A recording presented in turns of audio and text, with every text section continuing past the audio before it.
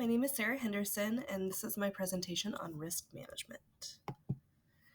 So one of the most important aspects of risk management is determining a risk.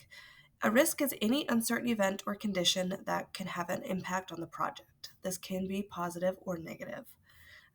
We determine that level of impact by looking at three things: the scope of the project, the cost of the project, and the time of the project.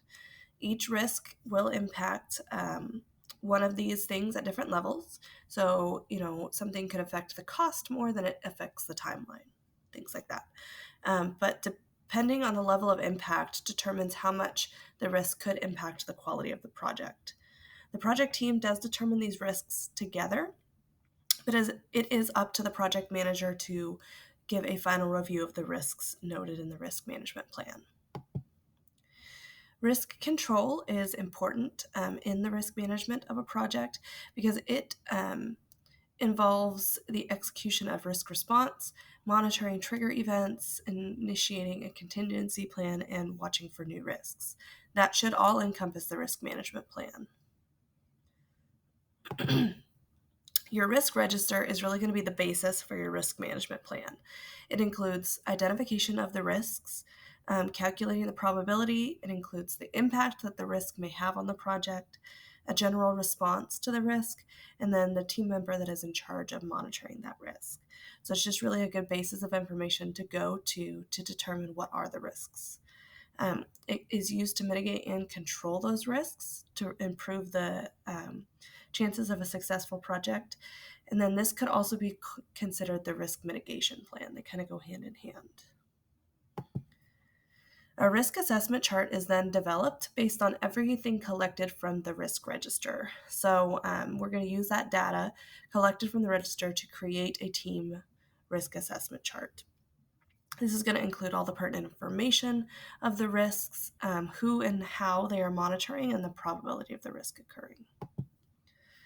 The probability and impact matrix is going to be another chart that we utilize in the risk management plan. It provides guidance to the team on the probability of the risk and the impact that risk may have. These measurements are created from a scale of very low to very high for both measurements. So there's a very low to very high on the impact and a very low and a very high on the probability. For our team's project, we included both threats and risks.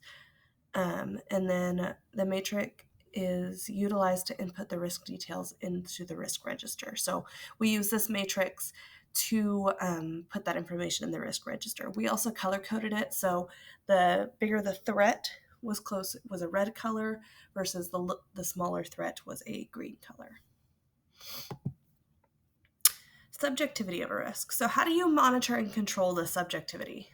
Subjectivity allows for individuals to use their personal bias or information that they might have to create an impact image that could be inaccurate. It could also be accurate depending on the validity of the information that you have. To prevent this, team members can ask for input from the project manager or other team members with knowledge of that risk.